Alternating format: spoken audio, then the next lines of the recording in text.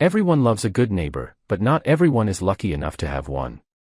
In a quiet suburban community, people often said the street was peaceful, until Karen moved in. She wasn't just any ordinary homeowner, she was part of the HOA, and her attitude made her presence impossible to ignore. At first, the neighbors tried to overlook her nosy habits, her constant gossip, and her endless complaints about lawns being too long or garbage bins being out a minute late. But things shifted from mildly annoying to outrageous when one resident, a man named James, started noticing something strange with his electricity bill. It was spiking higher than ever, even though his usage hadn't changed. Confused, he brushed it off as a utility error, until he caught sight of an orange extension cord running from his outdoor outlet across the fence line straight into Karen's garage. Shock turned into disbelief. Karen was stealing his power, and not for something small. She was charging her brand new Tesla at his expense. Without saying a word, James stood frozen the first time he noticed it. The cord was shamelessly draped across his yard, hidden poorly by a row of bushes, as if Karen thought nobody would notice. His jaw clenched.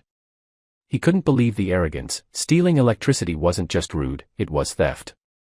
But instead of exploding in anger, James decided to wait and gather proof. For days, he checked his meter, snapped pictures, and even recorded the hum of her charging car at night.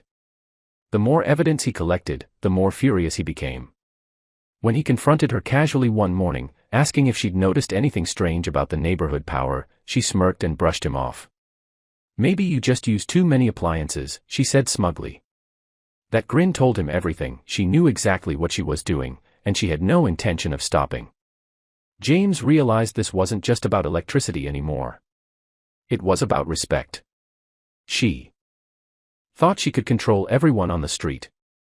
But she was about to find out he wasn't a man to be pushed around. Neighbors whispered about Karen all the time, but few dared to stand up to her.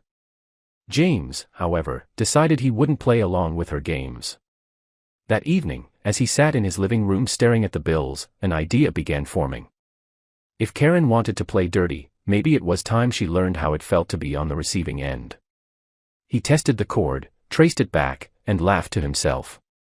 The gall of it all, she hadn't even tried to disguise her theft properly. It was bold, entitled, and reckless. The more he thought about it, the more determined he became to teach her a lesson she wouldn't forget. But James wasn't interested in yelling or fighting. He wanted something smarter, something that would stop her for good. He wanted justice delivered in a way she couldn't argue with. That's when the plan hit him, a little adjustment to his power line. Nothing dangerous, but enough to ensure Karen's free ride was about to end in the most shocking way possible. The night was quiet, and the sound of crickets filled the air as James worked in his garage. With careful hands, he prepared a small device, a surge protector rigged to overload if anyone tried drawing too much current from his outdoor outlet. He had no intention of harming anyone, but he knew Tesla batteries were sensitive, and a sudden surge could fry them. It wasn't about destruction, it was about consequence. He imagined Karen's smug grin vanishing the moment her car refused to start. Just the thought made him chuckle. After setting everything up, he returned inside, waiting for the moment she'd plug in again. Hours later, the faint hum returned. Through his window, James saw the orange cord glowing faintly under the moonlight. He leaned back, sipping his coffee, and whispered to himself, "This is going to be good." His plan was in motion, and for once, the neighborhood bully wouldn't see it coming. The following morning, the street woke to the sound of shouting. Karen stood in her driveway, red-faced and panicked, frantically trying to start her Tesla. But nothing happened. The sleek car that once purred with silent power now sat lifeless, as if mocking her. Neighbors peeked through their blinds, whispering at the scene. James stepped outside casually, pretending to check his mail, while watching her frustration unfold. She cursed under her breath, pacing back and forth, clutching her phone. He had to bite his lip to stop from laughing. Word spread quickly. Karen's expensive car had suffered a major electrical failure. Repairing such damage wouldn't be cheap, and everyone knew she wasn't exactly the type to accept blame. Yet this time, she couldn't point her finger at anyone without exposing herself.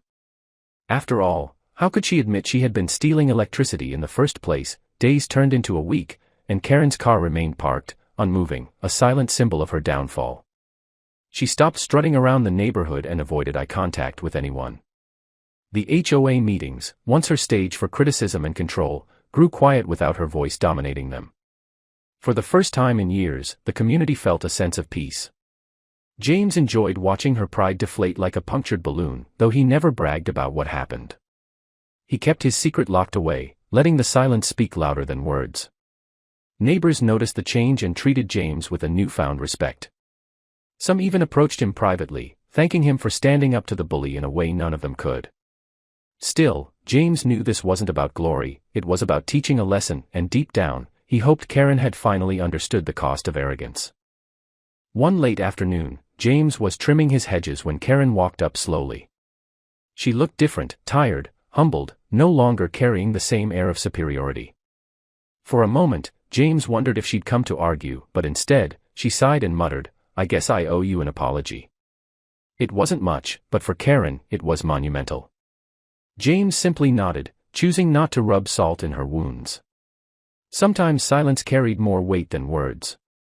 The Tesla was eventually towed away, leaving her driveway empty, and her reign of neighborhood terror faded with it.